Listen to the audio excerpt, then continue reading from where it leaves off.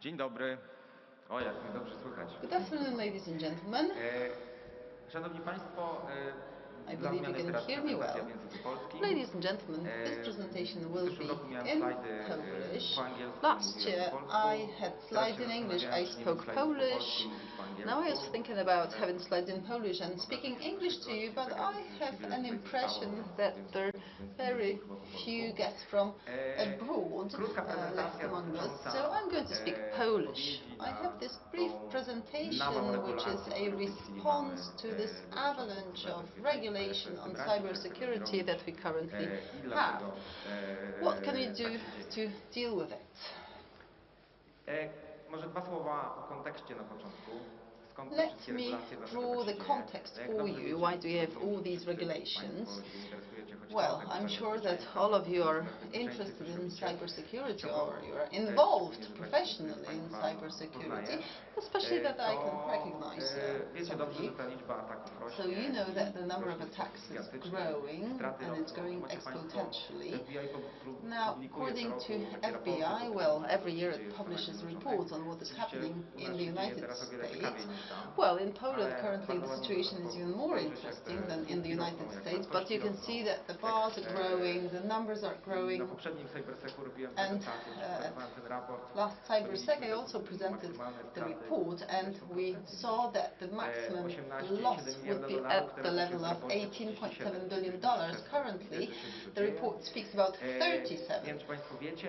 So that's a huge difference. Now, if we were to compare cyber fraud, cyber crime to GDP of countries, where do you believe this income from cybercrime would be? It would be the 8th economy of the world. And it keeps growing. So the actors who are our adversaries, because well, I believe that you are the good guys, not the bad guys, well, they're quite well off right now, they have money to build their tools, and therefore the EU needs to create regulations so that institutions, organizations become more involved in cybersecurity. What is interesting, educational centers, research centers, they are currently most attacked by different entities. Then there's the military. Well, we know what is happening in the world. The third kind of institution that's being currently attacked is the health care institutions, because this is where you can really harm people. Now I believe that this the issue of software vendors, well, we've seen a drop here, but last year that was an increase by 140%. So I believe that we will see this growth, and therefore we will focus on the providers of software providers again.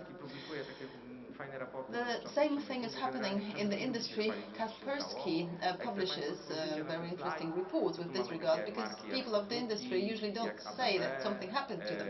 Here we have Suzuki, ABB, Tesla is somewhere there as well. So different brands that you use on an everyday basis, and they have been effectively attacked in recent time. Here we see the first half of 2023, so this is not the most recent data, but still it shows us the picture. And this is the slide showing how greatly the number of attacks or the amount of threat is growing, and the vulnerabilities connected with them. Now in the NVD base, we have over 26,000 last year, which means that we have several dozen vulnerabilities every day in our organization. So we should patch up very quickly, because attacks on systems, if there's a new vulnerability, because I'm not even mentioning the ones that we've already known, that are there available on the market, but not on the general market. They're in the darknet. So if there's a gap and there's an idea how to use that, it takes 15 minutes and we already observe attacks on systems. So you can't wait with patching the gaps, because this might be already too late. Now, fortunately, only a small number of vulnerabilities are the ones that pose to us very serious threats. But of course, you have to assess it in the context of your infrastructure, in the context of your business. And a fun fact, well, NISA publishes such reports. We've had this NISA Threat Landscape 2020. And last year we had the Emerging Cybersecurity Threats 2030, but it has changed so quickly that even this year we've already had an update. So, human mistakes have gone up. There are other positions here. Some of them were removed from the top 10. So, yes, it is all changing very dynamically. So in the past we could say what would happen in the perspective of a couple of years and what we should be concerned about. Now we should update such things every quarter or even more frequently, because the landscape keeps changing. And hence we have regulation, a great number of regulations. Some of them are such regulations as the ones that we are bound by, so directives, regulations. We speak very little about medical device regulation, namely the regulation which concerns medical devices but also software, so not necessarily the equipment. ADAS 2.0 needs to, and our national implementation KSC, which today has been discussed at the National Stadium with the Prime Minister. Cyber Resilience Act that introduces certification of cybersecurity, EUCC, in line with common criteria. There are few certification units in the market. In Poland we have one, and therefore the capacity of the certification is greatly limited. The most developed country with this regard is Germany. They can certify 80 products every year. But if they're all the products that could be covered by the scope, and at the beginning it was estimated that the scope wouldn't be big, but this keeps expanding, and you can see it at first in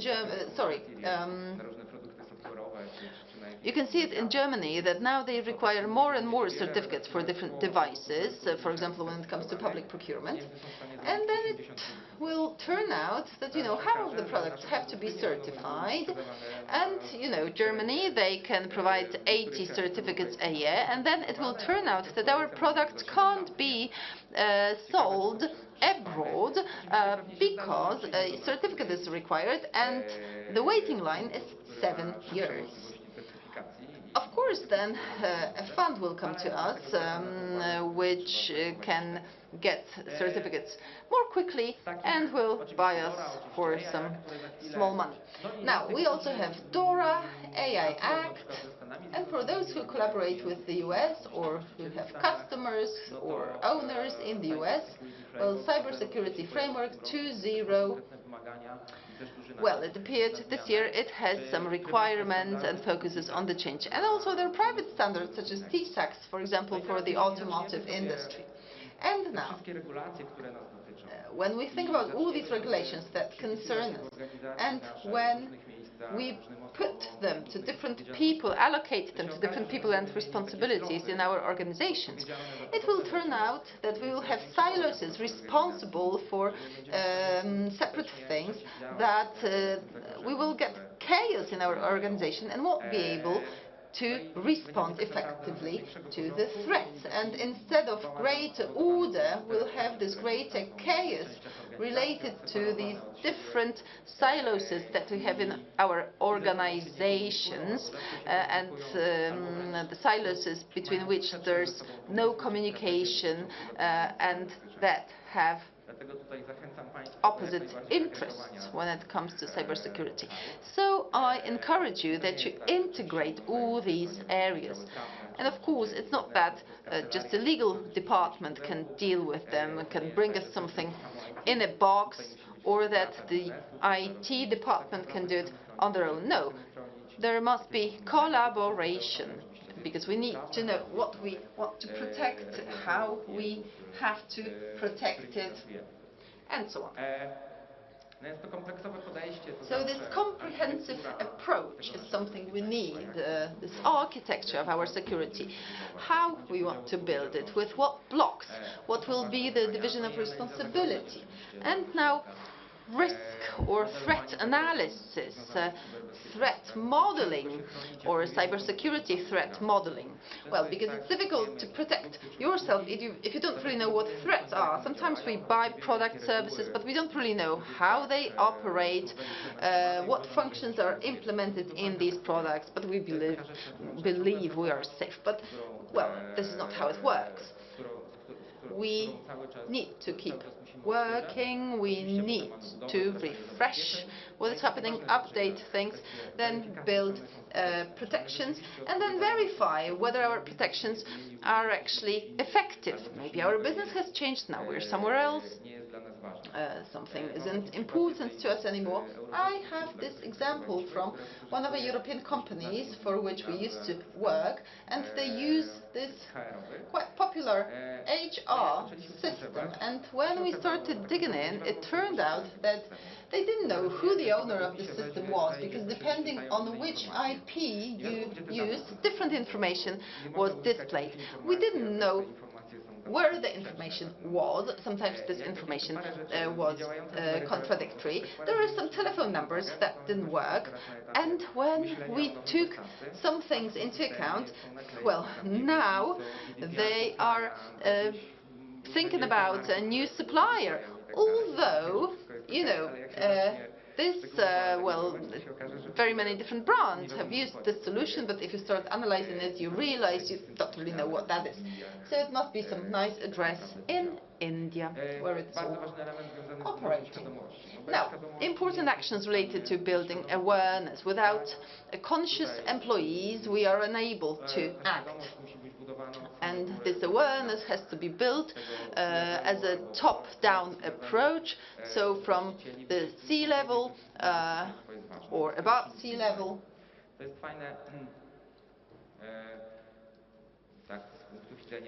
Now, from the point of view of evangelists, such as myself,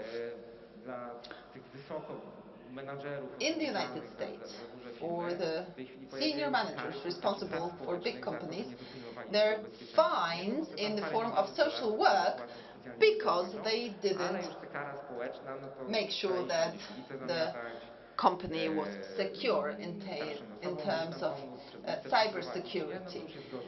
So, you know, paying a fine, financial fine, isn't much for them. But if they are there in the street swiping it, or, you know, working at the zebra crossing and helping people pass, then this is more unpleasant to them. Now, building awareness, testing this awareness, so we need to keep monitoring, but not blindly, because if you monitor blindly, then you don't monitor anything.